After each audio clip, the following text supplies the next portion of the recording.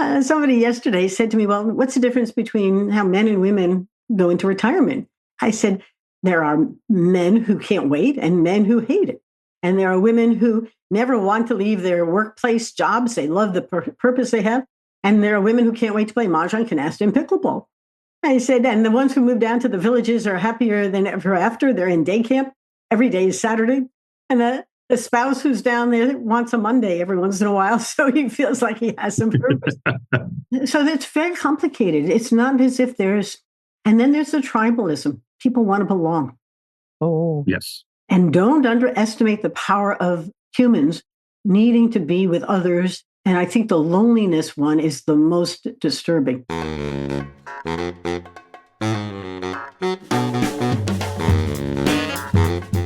Hey, dear listeners, we need to let you know that Kevin and Stephanie offer investment advice through Private Advisor Group, which is a federally registered investment advisor. The opinions voiced in this podcast are for general information only and are not intended to provide specific advice or recommendations to any individual. To determine which strategies or investments may be suitable for you, consult the appropriate qualified professional prior to making a decision. Now let's get on with the show.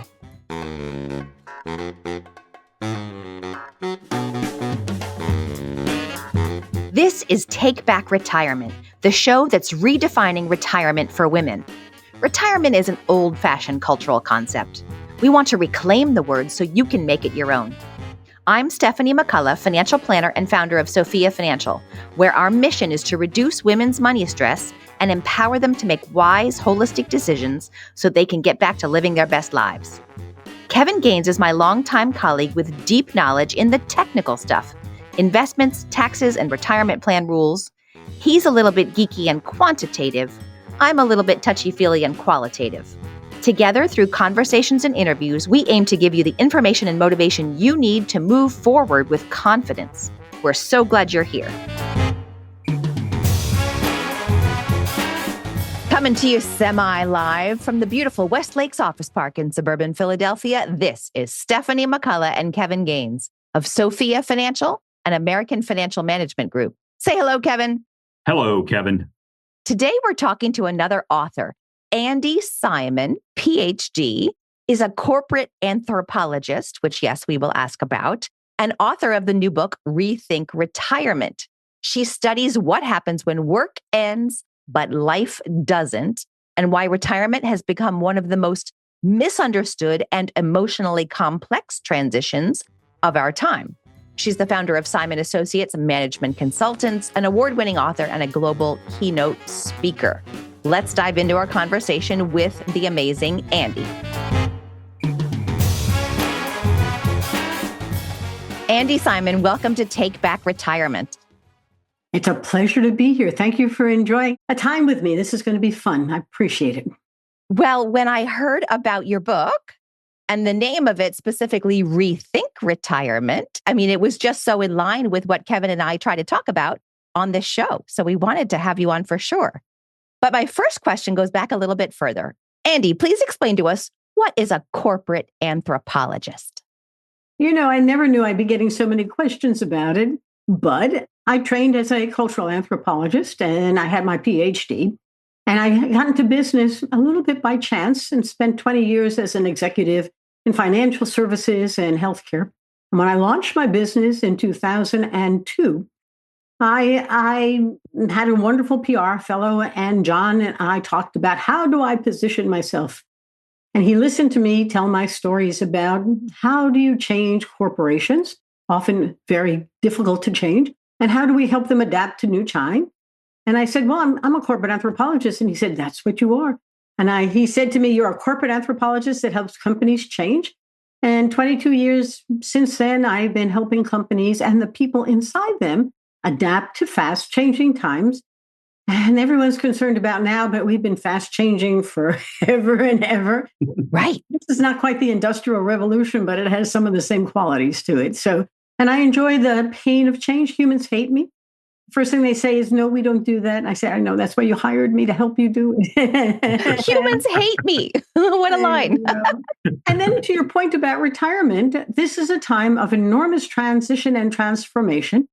And people don't know how to do it.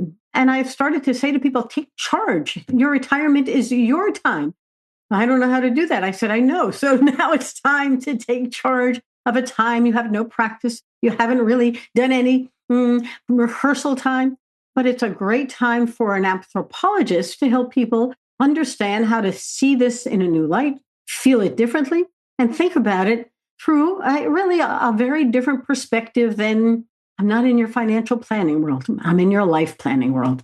So that's how I've applied it, and that's why I'm enjoying it. I think that's a great comment or observation you made there, which is this is a transition. It's not a light switch. It's not day 5,000 whatever work, day 5,000 whatever plus one.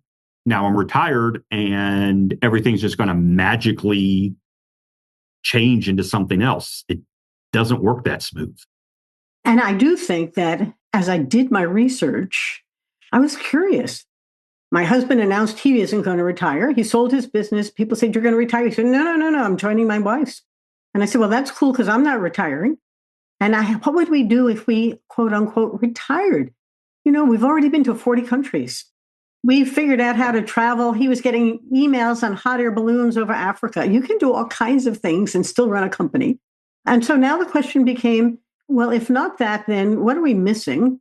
And what are people doing well and what are they not? And what should we learn from the transition that's going on that can help others? So that became my new purpose.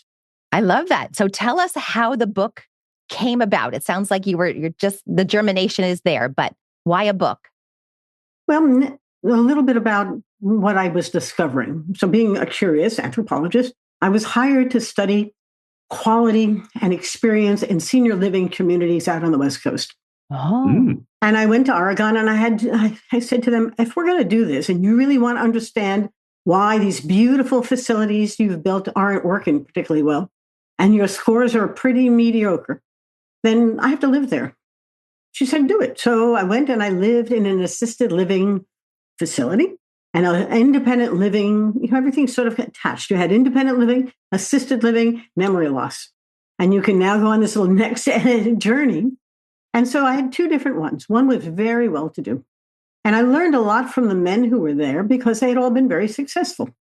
They had put in the 5,000 days and had built businesses, were entrepreneurs, bankers, or whatever. They had nothing to do. And the things that the executive director thought would be of interest, nobody came to. And I sat with the folks and I said, tell me about what life is like now. And they said, it's empty. We came here because they promised us gourmet food and a wine sommelier, and the food comes cold and the wine guy doesn't know anything. And so we meet. And what else do men do? They form committees. And they would take recommendations on everything from safety to food to experiences back to the executive director who promptly deleted them. Oh. And so the lack of respect, the lack of engagement and involvement to them was disrespectful and didn't reflect well on who they thought of themselves as. Their identity was being challenged. And the executive director said, well, that's not their job.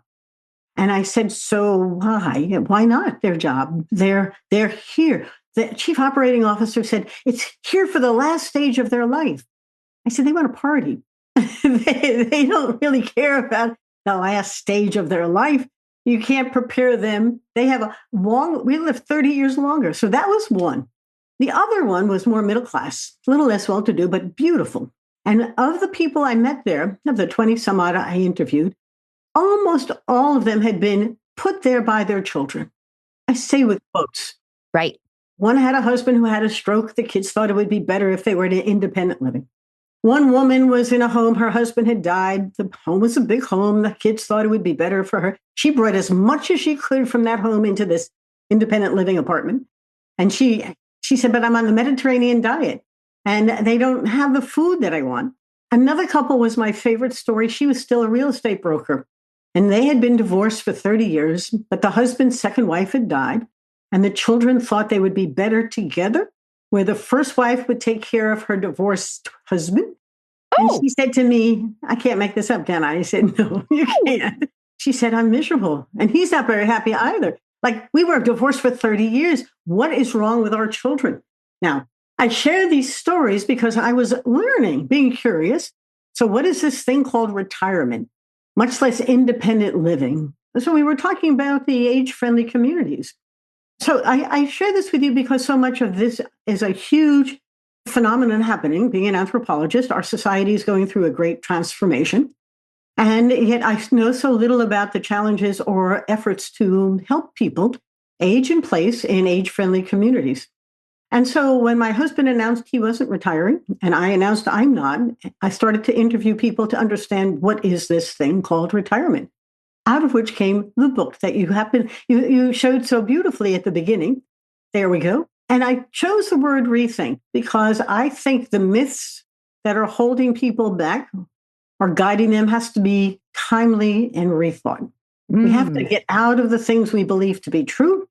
And I often say the only truth is there's no truth. And so I'm anxious to hear your perspectives. You have been doing this for a while now, and you too are curious and have a passion about it. Mm-hmm. Oh, I'm so curious though. Like, tell me more about the idea that the kids got it wrong. The kids thought they knew what would be good for the parents. The parents obviously went along with it because they were there in the community. Is there a myth that the younger generation has, particularly about retirement or age? Yes. And they hold in their head the fragility, lack of agency, and inability to make decisions when you reach a certain stage. Mm. And I must tell you, we had dinner with my daughter last night, and my husband and I are remarkably active and healthy people. But I can appreciate sitting there trying to figure out, we're going to go for 30 more years. What's next? But unless the elders begin to manage it intentionally, the youngers feel an obligation, a caregiving, and often they're influenced by friends. A friend who's taking care of a father or an uncle or a mother who isn't well will talk a lot about how they should have. And the should haves become the oughts and myths are how we guide our behavior. There's no truth or reality, and we don't really know. And there's nobody who's practiced either retirement or growing older. It's not as if they know from experience. They are learning from watching each other. And remember, humans are copycats. We mimic. And so when we watch somebody dealing with their parent, we think maybe I should worry about mine.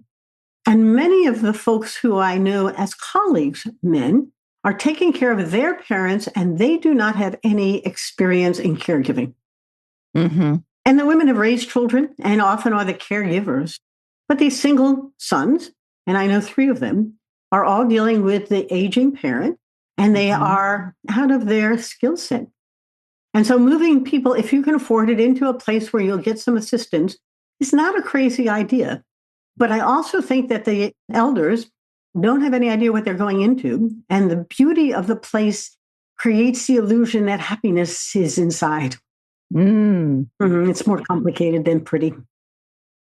Wow. I got a little bit off the wall question, or maybe a tangent question. When you were living in these different places, what did you learn? What opened your eyes as far as being as a resident, not as somebody doing her job, but, oh, I didn't think life would be like this? Interesting, wonderful question, and not off the wall. I'll take you through sort of a journey. The first thing I did was arrive, and they took me to an assisted living facility with a room there because that was what was available. I must tell you, these are all full. It is not a whole lot bigger than a Marriott. So to give you an idea, now I'm a Marriott Titanium Plus. I live in Marriotts. And so it wasn't uncomfortable. It had a little kitchenette, but it was a Marriott room. And then I came out and the halls were very quiet. There was an area for people who, remember, it's assisted living with a caretaker, who were conglomerating in some fashion, and they were coming together, and there was something planned for them. It reminds me a little bit of a day camp. There was a planned activity, and they were all there. And I observed. Then I went downstairs for breakfast, and, I ate my meals there. I didn't cook them in the room.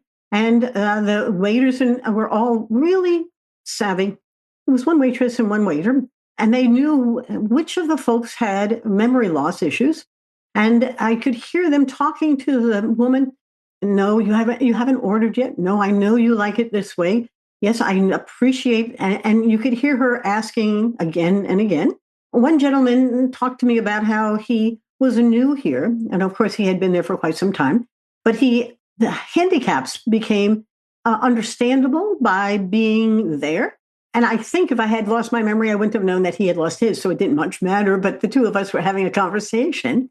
I watched the meals, and I found that the men came together for breakfast, and the women ate in their rooms. And that was sort of an interesting, because that's where the men got together, had their coffees, sat and talked about the sports of the day before, and had a shareable, it was almost like a Starbucks moment. And you could watch the new person who just came in trying to weave his way into the morning rituals, were rituals. And so the team who had been there now had a newbie. They had to pull up a chair. You could watch the team trying to learn more about who he was, and I learned about lost identity. When you don't have a job, it's difficult to say who you are, other than I've just come. And I like this place better than where I was. It was interesting conversations. At lunchtime, they invited me to sit with them. So I listened to the conversations. I must say, other than the morning news, you could say, and what's new? And I'm finding myself at times doing this. They could talk about the grandchildren, and that was fine. But there wasn't a whole lot of substance beyond. And I was with some folks last night when my daughter came up for dinner, and I laughed because we were very happy talking about my grandchildren. And I said, no, there's lots more to talk about in terms of the speech you're giving on Wednesday and the master class that you're giving, but you select carefully. In one of the places, there was a beautiful area that was set aside, and I watched everybody. Yeah, I'm going to apologize. They pulled all the chairs up, but then no one sat on this one couch. And I went to sit on it, and then I had a trouble time getting out of it.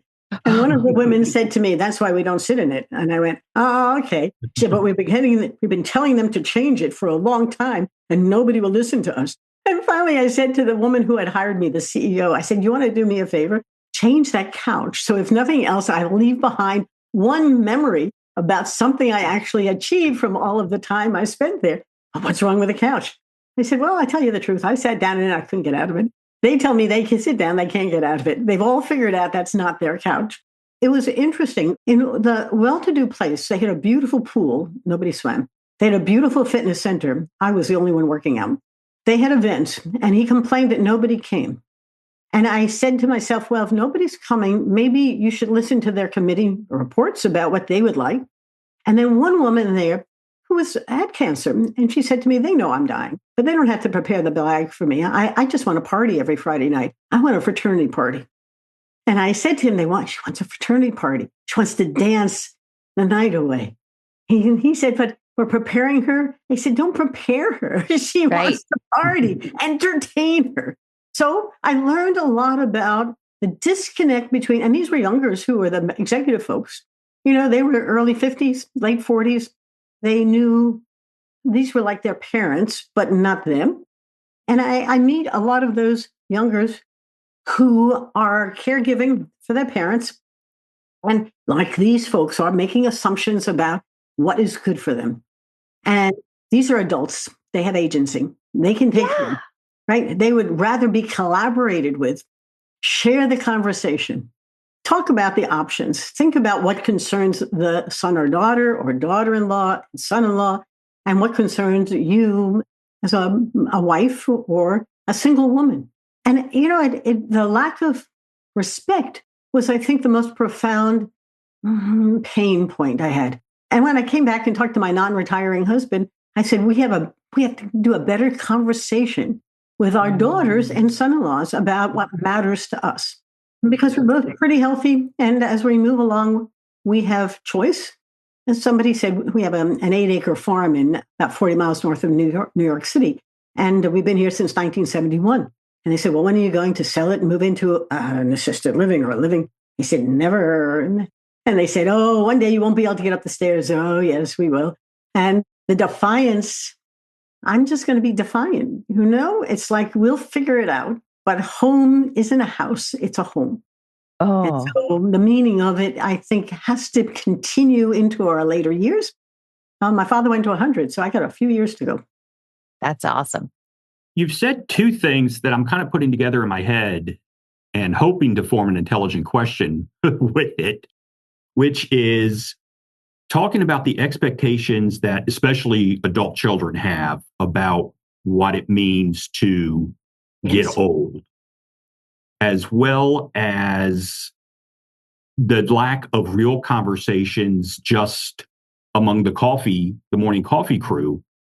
And what about, and to your point of saying, hey, we need to have real conversations with our daughters and son-in-laws, making sure these conversations happen to dispel the myths, because all of us get bombarded with, oh my gosh, look at this horrible situation that happened.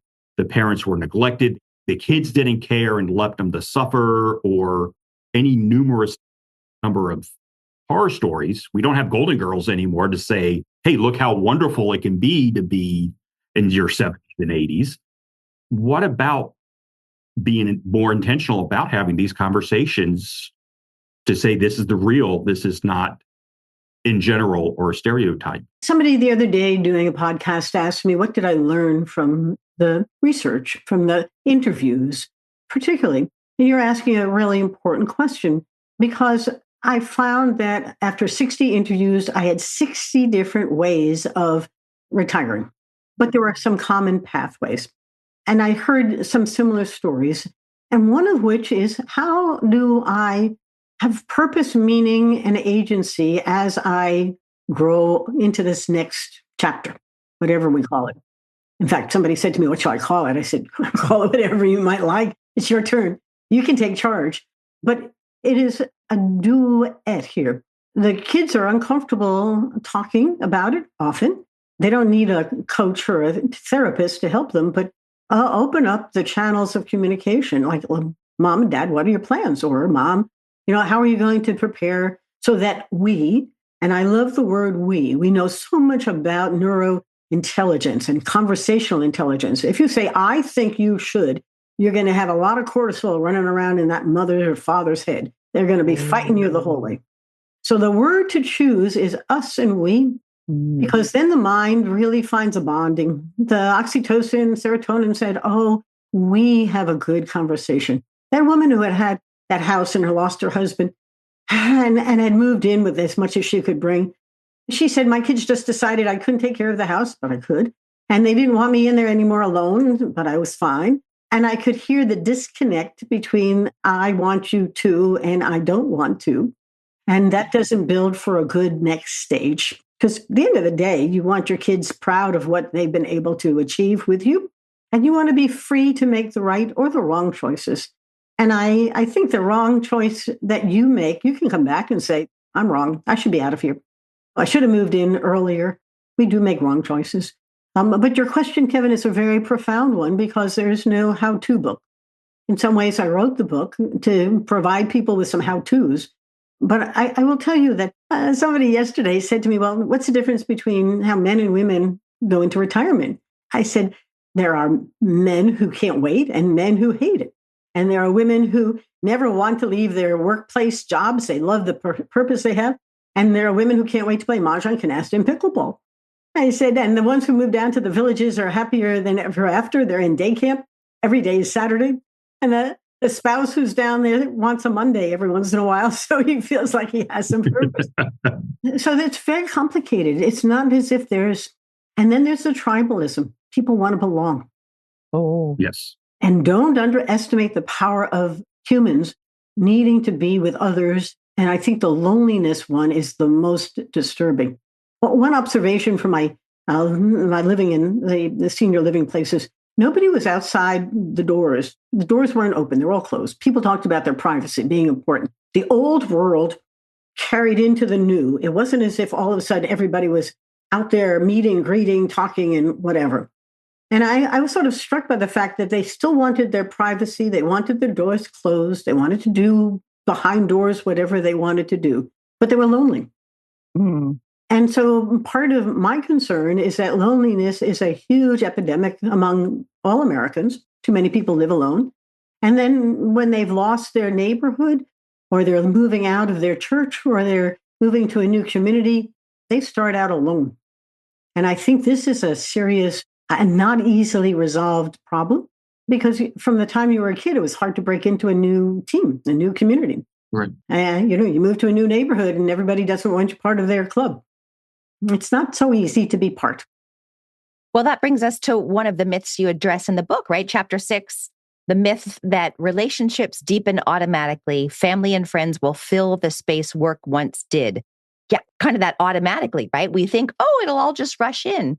But you're kind of saying we need to be more intentional about this. It's so great. It was so much fun writing that because people said to me, I thought everybody would just be waiting for me, that my grandkids would be waiting for me, and my golf buddies would be waiting for me, and nobody's been waiting at all. But too many of the people who I interviewed discovered that they did not have any friends outside of their workplace. Oh. And this was a real disturbing piece because many of them had been very devoted to their workplace. One woman, for example, had been a wealth manager for 38 years, and she was convinced all of the folks in the firm were her friends. And then she retired, and nobody would have lunch. They didn't have anything to talk to her about. They did return the phone calls. One gentleman said to me, I had a wonderful, prestigious position. I was an executive. I left. I have no one to have lunch with. I call the office. Nobody calls me back. Another woman said, I helped all these people rise. I promoted them. I don't even get a call back. And so the emptiness of having left one world and not moved into another. And then the other side, one of my favorite people, John Sampson, moved back to be with his kids. So his kids and his grandkids could get to know their grandma and grandpa. Mm-hmm. And then after 10 years, building a whole community there, the son and the daughter-in-law moved down to Florida. And so now he's moving again down to Florida. And we were talking. And I said, so how does it feel? He said, that identity question, it's more than just the job. It's the church that I've been working hard to help rebuild its community. It's the coaching I've been doing and the work I've been doing with business people. It's the economic development that I ran for 10 years. I'm losing it all over again. Again. But I want my grandkids to know their papa and their mama and know us. So we are. But I'm wondering about, following my son and daughter-in-law around the country as his jobs move him, and whether or not we're being wise about our own personal importance and purpose. So it's real. You need to wake up. They're not waiting for you. So you shared his story about the things that he had done to create community after a move. But what suggestions do you have for someone who's maybe on the cusp of retirement or looking at this transition and thinking, oh, now I do need to fill my life with other people? How does one go about it? Did you hear any stories of success in that area? I'll tell you stories. I think it's a journey. I did a workshop and I had 3 women from across the country, Chicago, Milwaukee, and Oregon. And the one in Chicago was a wonderful, successful translator. And she had raised her kids in Japan. And she had traveled across the world as a Japanese translator. She was back in Chicago to be near the grandson. I didn't do this with my children. I wanted to do it with my grandson. But when I traveled, I never made friends. I'm back here. I don't have any. And so I've joined a meetup of people who are retired. And we meet in person and then remotely so that we can begin to build new friendships around a common thing called retirement. Because that's the only thing that bonds us. We don't know each other, and we really haven't shared family or experiences. And I'm beginning to try and figure out how to build a bigger group of friends that I can really call on. The woman from the Midwest has a marvelous summer home that everybody comes to, but the rest of the year, she has nobody to chat with. And so she, I think, is becoming a retirement coach and trying to turn this into something of importance. Some of the men who sold their companies were disturbing because they were given 2 years of transitioning and they thought that was good. And then they found themselves, and I love to tell the story. One guy said, well, I thought I had 2 years to transition from running my company that I built to the next stage. And then slowly the office I was in got smaller. And then they moved me again to a smaller office. And then next thing I know, I had no office. And then I was out of there. He said, but during those 2 years, I didn't do anything to build my community. And now I have a white piece of paper. Help me draw something on it because I don't know where to begin. I never had to make friends before. Oh, and my last story is a 80-year-old fellow down in Texas or Florida. And he retired at 58. He was going to get his golf score down from a handicap of 14 to 4. And his golf buddies were great. And he went out and played golf with them, only to discover they all drank through the 18 holes. And the 19th hole was their favorite hole. Oh, got it. Next thing he knew, he came home and he was having wine with dinner and he was falling asleep. And his wife said, you have failed retirement. You have to find something else to do. I don't care if your golf score comes down or doesn't. You are becoming an alcoholic. So all the things we don't know, but you must be intentional about it. I can't say this. Take charge. It's in your hands. You never had a chance to do this. Take charge. Right. I mean, you're going to be a beginner, right? You've made this point. No one's practiced this before. It's when you're a beginner, right? As Brene Brown talks about effing first times, right? Like you're going to mess up, and that's got to be okay too. But that's a shift for a lot of people who've been successful in their career to go back to that beginner status and messing up here and there. You know, one guy said it's like my first day at work. I was so nervous. I got there early. I had everything prepared. I had no idea what I was doing, but I started out well prepared. I said, if you started well prepared for retirement, you're in better shape than most people. Oh, I like that. Okay. It sounds like you're saying that people in their, say, under 30 are better suited to transition into retirement than people in their 40s, 50s, and 60s, because in the younger years, we have to do this stuff. We get practice in adopting, jumping into new situations, forging new relationships, figuring out what we like, what we don't like. My picture is right next to the dictionary definition of this of, I've been doing the same thing for 20 years, 30 years, whatever. I got it all figured out. I don't have to remember how to do the new stuff and the hard stuff. Well, take your thoughts a little bit further. We had a workshop 2 weeks ago, and I had 15 folks, half women, half men. And the men were fascinating to me because they had done the same thing you're talking about. They were ready for retirement, but they had done the same thing for many years. And the business they were in, they had gotten very good at whatever it was that they had gotten into. In the early years, you move around a little bit learning. Now you are really good at it. They were bored to death. And they said to me, I can't wait to get out of it. I haven't done anything in 10 years except the same thing every day. I'm so bored. And the women, on the other hand, had careers and they had moved into either some senior management, more middle management, but they had found purpose. They had found a community.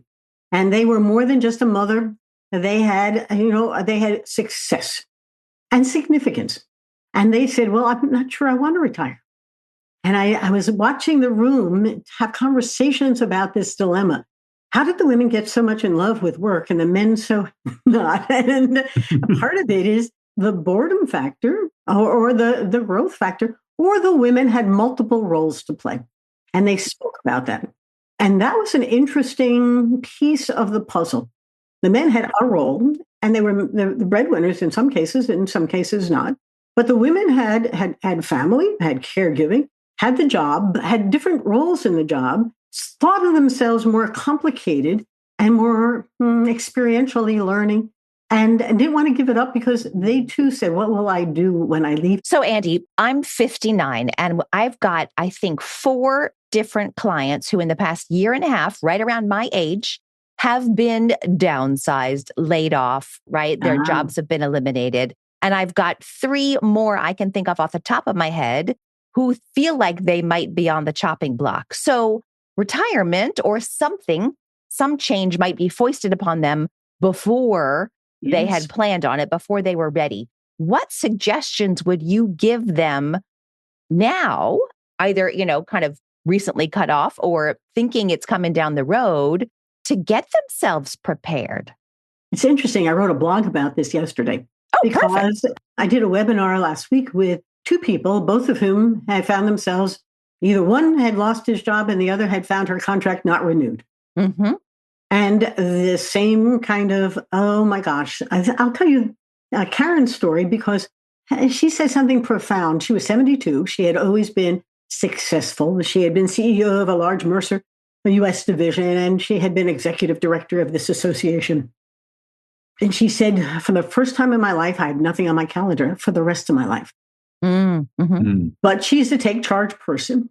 And I'll use this as an illustration of how to begin to rethink pre-retirement, what to prepare for, regardless of how you enter into it. You could be preparing, like so many of your clients, for that day, whatever that day is, or you can find it thrust upon you by somebody who decides they're no longer need your services.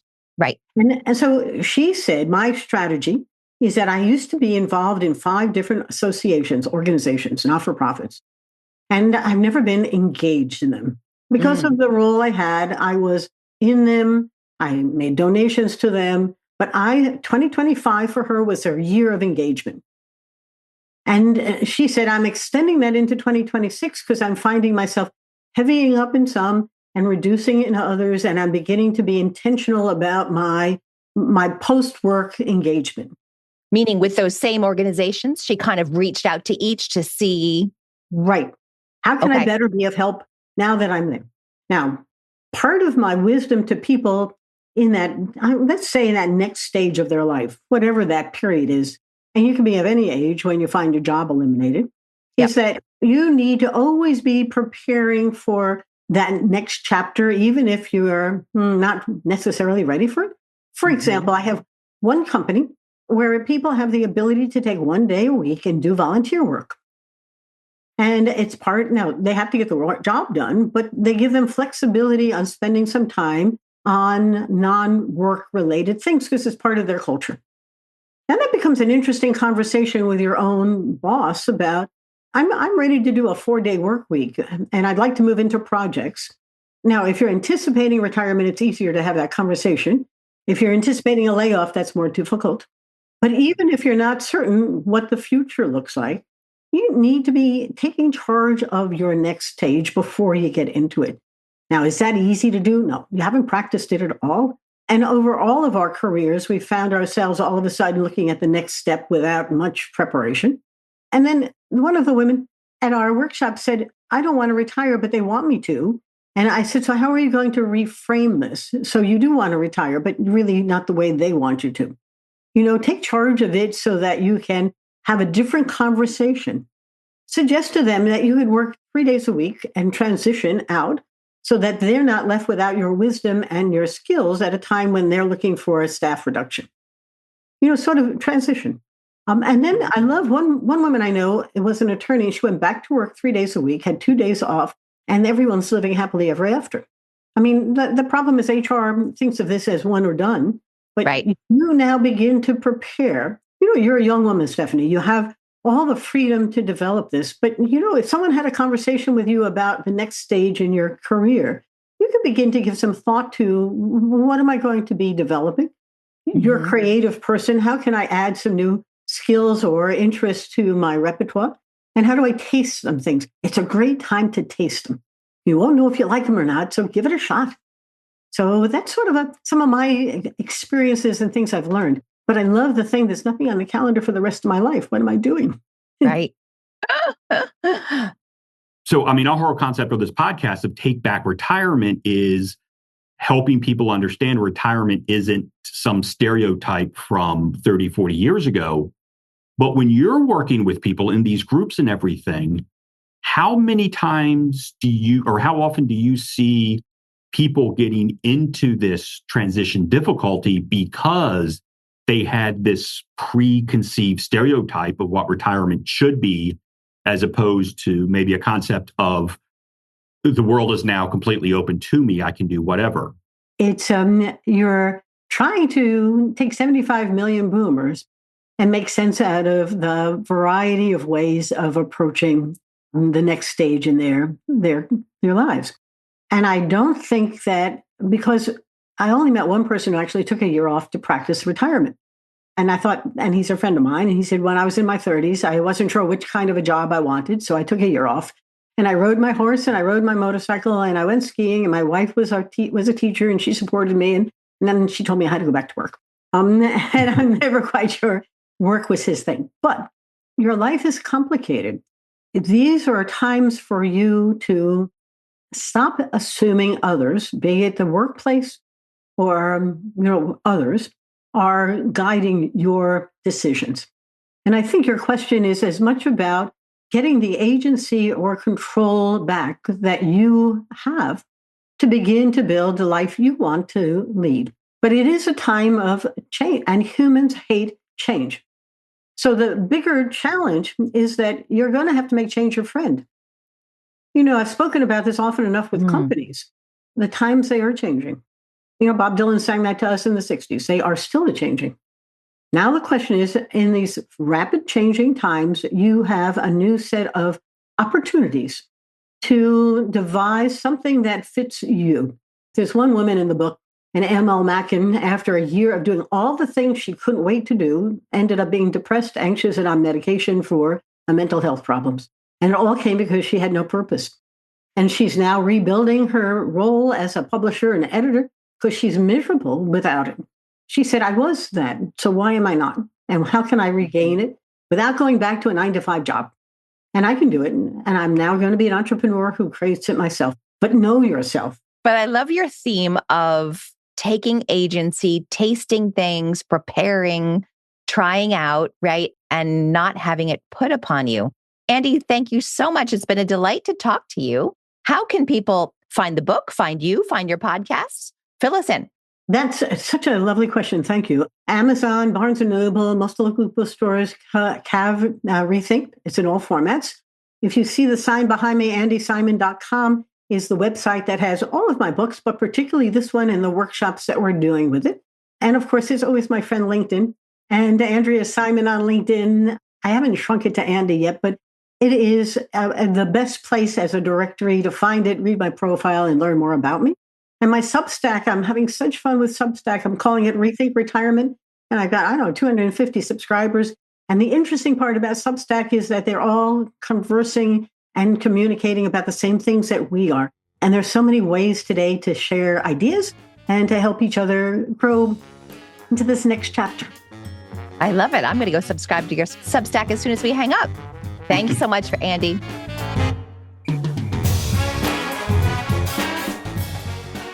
So Kevin, Andi's research is so fascinating. And I love that she shared the individual stories and the repeating theme she kept saying, like, everybody's story is different. It's going to be unique. And of course, they've never done it before. So it's all new to everyone. But one of the points she makes in the book, which we didn't really touch on in the conversation, was that if you do take your own agency and prepare for this and figure it out, really take charge, as she said, yes, it will help your own life, but also you'll be a role model to others to see that, oh, this is a healthy way to do it. Oh, I didn't know I could just go make it up myself and reinvent things and completely rethink. I really like that aspect of what she's talking about. Yeah. And in parallel with that, it was interesting to hear her talking about how, and what it sounds like is the children having their parents' best interests at heart, I guess, just completely screwing it up. Right. Which is, and it kind of feeds into this idea that we hear how it's supposed to be or what everybody else has experienced. And not everybody else, maybe one or two people who were the loudest or the closest to us. Or recency bias is, oh my gosh, I just heard this story and now that is what I'm worried about for my parents. Yes. Or that's what I'm worried about for myself or whatever. And literally these experiences go across the entire spectrum from, as she said, somebody who's perfectly happy every day being Saturday to people who they like their Monday through Fridays, and how to create that balance and how to continue it when they stop having mandatory Monday through Fridays. And Andi herself, who said she plans to work till she's 90, she told us after we stopped recording. That's okay too. Everything is okay. And some of the other myths that she mentions in the book are things which I feel like we've touched upon in our previous episodes, like, oh, well, as long as you have enough money, you'll be happy. Like the happiness will follow. And I think that ties a little bit into the community and who's around you and your living situation, but also purpose, right? Like, okay, are we happy if we don't feel like there is someone counting on us? We're making an impact somewhere. Our existence counts. Yeah, it is. But it's going to be up to you to figure out what that is that counts. Right. Because, for example, and we do this as well when we're interviewing these people and they're saying how they continued on after retirement. A lot of these stories are, I started a second career, or I'm really into volunteering and everything. Frankly, for some people, that's not going to be their bag. They're going to say, hey, I'm happy sitting on the proverbial front porch in the rocking chair. But if that's what you want, you need to figure that out. Becoming the person in the neighborhood who arranges the block party and checks on everyone. And that's fine too. Or, becomes the advocate for local business or something, right? Like there is no one right way, which is the exciting part, but also maybe the anxiety provoking part. But the answer always starts with, you have to take control yourself. You might get lucky and have somebody drag you along and it's going to work out perfect. But more times than not, you have to be, to use your words, Stephanie, intentional about this transition. And it might take a little self-introspection and thinking about that. And I loved as she said, you want to be free to make the right or the wrong choices. It's okay to mess up and pivot and change. Of course, I also learned something this episode, which is apparently I don't leave the room as often as I thought I did when my wife is watching Hallmark movies. Because when Andy was talking in the beginning about the divorced couple being forced to live together right? by their children. Oh, you were imagining really thought a Hallmark that story ending? was going to end up that they created this, maybe not rekindled love affair, but at least this appreciative friendship. Yeah, it didn't seem like it went that way in real life. Yeah. We've all been brainwashed about ageism, about this period of retirement, and about Hallmark movies. All right. We hope you enjoyed this conversation with Andi Simon. We'll talk to you next time. It's goodbye from me. And it's goodbye from her. Be sure to subscribe to the show and please share it with your friends.